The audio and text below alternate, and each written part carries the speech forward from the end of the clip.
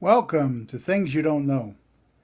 When Americans think about the Revolutionary War, they usually imagine red-coated British soldiers facing colonial militia at Lexington, Concord, Saratoga, or Yorktown.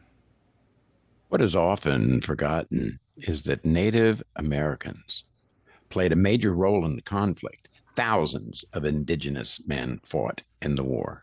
Entire Native nations debated which side to support. Native communities supplied warriors intelligence and logistical support to both the British and the Americans. In fact, ladies and gentlemen, for many Native peoples, the American Revolution was not primarily a struggle over liberty or taxation. It was a fight over land, survival, and the very future of their nations. Yeah, that's so right. Today, we're examining a frequently overlooked chapter of revolutionary history, Native American participation in the American Revolution. And let me say that if you are interested in this topic, please let us know. We would love to do some more about the Native American perception of and participation in the American history, as it's not very well known. Thank you, Dr. Weaver, for bringing that up, and I agree with you wholeheartedly. Before discussing the war itself, we need to understand the Native American world in the late 18th century. Yeah, North America was not an empty wilderness waiting for European settlement. It was home to dozens of sophisticated indigenous nations with their own governments, diplomatic traditions, trade networks, and military alliances. Powerful confederacies and nations such as, I'm sorry, ladies and gentlemen, I don't quite know how to pronounce this, I mean no disrespect, the Haudenosaunee, often known as the Iroquois Confederacy, the Cherokee, the Creek Nation, the Shawnee, the Delaware, and the Ojibwe, as well as many others, control vast territories. Yeah, and I think it's the Haudenosaunee, but whatever. I'm not positive either. These nations were not passive observers of European affairs. For generations, they had skillfully balanced relations among the British, French, Spanish, and various colonial governments. By the 1770s, however, native leaders faced a growing threat: colonial, largely white, expansion. Settlers continued moving westward despite British attempts to protect their allies and regulate settlement. Yeah, one of the most important but often forgotten events preceding the revolution was the Royal Proclamation of 1763. Following the French and Indian War, Britain attempted to stabilize relations with native nations by creating a boundary line along the Appalachian Mountains. Yeah, running right through Virginia, huh? The proclamation prohibited colonial settlement west of that line without British approval. Many colonists hated that measure. Land speculators, settlers, and colonial elites saw western lands as an opportunity for wealth and expansion. Native leaders noticed this tension. To many indigenous communities, Britain appeared at least somewhat willing to restrain colonial settlement, while many American colonists openly desired native lands. That perception would heavily influence native decisions during the Revolution. Absolutely.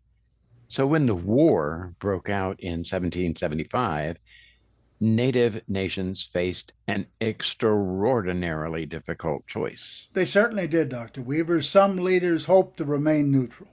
Good luck on that. Neutrality proved quite difficult. Both British and American officials sought Native allies. Now, the majority of native nations eventually sided with the British Empire. The reason was pretty straightforward. Many Native leaders believed a British victory offered the best chance of slowing American expansion into indigenous territory. It's often easier for an empire to deal with people of different backgrounds than a homogenous republic. The decisions that were made were not necessarily because native peoples loved British rule. Rather, they viewed the British as the lesser threat. The American Revolution caused deep divisions among native nations, essentially turning the conflict into a civil war within indigenous territories. While the Iroquois Confederacy split its allegiances between Britain and the Patriots, Algonquin tribes primarily sided with the British to protect their lands from colonial expansion. Others chose to support the Americans, often because of local circumstances, existing relationships, missionary influence, or rivalries with neighboring tribes. Perhaps no native nation was affected more dramatically than the Haudenosaunee Confederacy. For centuries, the Confederacy had been one of the most powerful political entities in North America. The Revolution divided them. The Mohawk, Seneca, Cayuga, Onondaga generally supported the British. The Oneida and Tuscarora largely supported the Americans. This split transformed the revolution into a civil war within indigenous communities. I've long said the Revolution, Dr. Weaver, was just as much of a civil war as the one in the 19th century. Families found themselves on opposite sides of the conflict. Villages were divided, and traditional alliances were strained. The consequences would be devastating long after the war ended. That's very true. One of the most famous native leaders of the Revolutionary era was the Mohawk leader, 33-degree Mason, and diplomat Joseph Brant. Brant was educated, obviously, multilingual, and deeply familiar with both native and British political cultures. He became a leading advocate for an alliance with Britain. Throughout the war, Brant led military operations, gathered intelligence, and worked to preserve native interests. American propaganda often portrayed him as a ruthless warrior, even including him on the jury of the damned in Stephen Benet's The Devil and Daniel Webster. Wow, wow. Did not know that, Dr. Dineen. Modern historians generally view him as a sophisticated political and military leader attempting to defend indigenous lands in an impossible situation. That's the best way to look at it. Now, not all native peoples supported Britain. No, the Oneida Nation became one of the most important native allies of the Continental Army. Oneida warriors served as scouts, guides, messengers, and soldiers. The Oneida also supplied desperately needed food to Continental forces during difficult periods of the war. In the starving times in Valley Forge in 1777 and Monmouth, New Jersey the following year, Oneida warriors brought food and literally kept the army alive. Their support proved especially invaluable militarily in New York, where the conflict often depended upon local intelligence and knowledge of the terrain. Yeah. So the Revolutionary War looked very different on the frontier, moving to that sector, than it did in the eastern cities.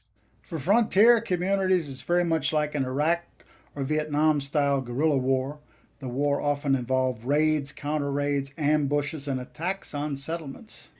Native warriors and colonial militias fought brutal campaigns across New York, Pennsylvania, Kentucky, and the Ohio Valley.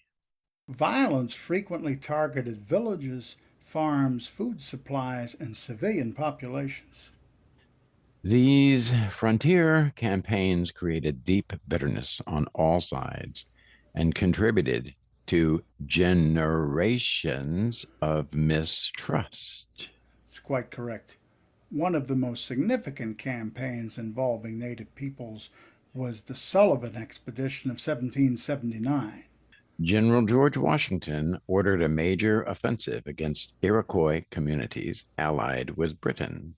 American forces destroyed dozens of villages, orchards, and food stores throughout western New York. The objective was to eliminate native support for British operations.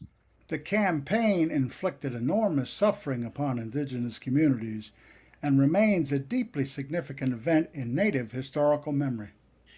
Yeah.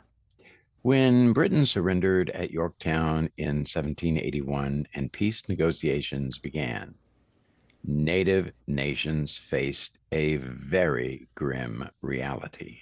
The Treaty of Paris, signed in 1783, ended the war between Britain and the newly independent United States. Remarkably, the Native nations were not represented at the negotiations. Unbelievable. It's It not was, just remarkable, it's unbelievable. if I may make the point, Benjamin Franklin on the American side and General Cornwallis on the British side both specifically petitioned their leaders to allow Native delegates to come to the peace conference. And although the Native peoples controlled much of the territory in question, Britain transferred vast lands to the United States control without indigenous consent. For many Native communities, this felt like a profound betrayal, and it was. Absolutely. The revolution brought independence to the United States, but for many Native nations, it marked the beginning of a much more dangerous era. American settlers moved westward in increasing numbers. Conflicts over land intensified throughout the early republic.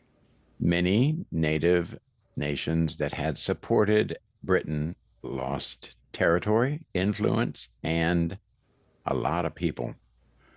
Even those who had supported the American cause, and this happens again in the War of 1812 and in the forcible resettlements in the 1830s, the Trail of Tears, often found their loyalty did not permanently protect them as they had been promised from future land losses. Yeah. The central issue remained unchanged: the relentless pressure of American expansion. Today, historians increasingly recognize that the American Revolution was not simply a conflict between two groups of white men, Britain and their colonies. African Americans played a large role. See our Caesar Drake podcast to learn more about that. And Native Americans certainly played a very important role on both sides. Yeah, it was also a multinational struggle involving Native nations pursuing their own goals and defending their own interests. We just sort of slough over the part that these were actual nations that we just took their stuff from them. And that went on for the next 120 years. Native Americans were not merely bystanders in the revolution. It's very important to get that across. That is so correct, Dr. Dineen. They were diplomats. They were warriors. They were scouts. They were guides. They were political leaders and nation builders whose decisions shaped the course of the war. I was very pleased to see in the recent Revolutionary War miniseries by Ken Burns there are Native speakers and Native American points of view on both sides, well represented. Do check that out. But the Native American experiences remind us that history becomes richer and more accurate when we examine events from multiple perspectives. The story of Native American participation in the Revolutionary War challenges simple narratives. It reveals a continent of competing interests, shifting alliances, and difficult choices. For Native peoples, the revolution was not merely a fight over independence, it was a struggle over homeland, sovereignty, and survival. There is a reason that our Canadian friends refer to Native Americans as First Nation peoples, given the important role they played in that country's history. Understanding that reality, my friends, helps us to better understand both the revolution itself and the history of the United States, good and bad, that followed. Yeah, we could go on, Please leave us a like, a comment, and subscribe. Also, please let us know if you're interested in learning more from the Native American perspective about American history. Until then, for Dr. Dineen and myself, I bid you adieu.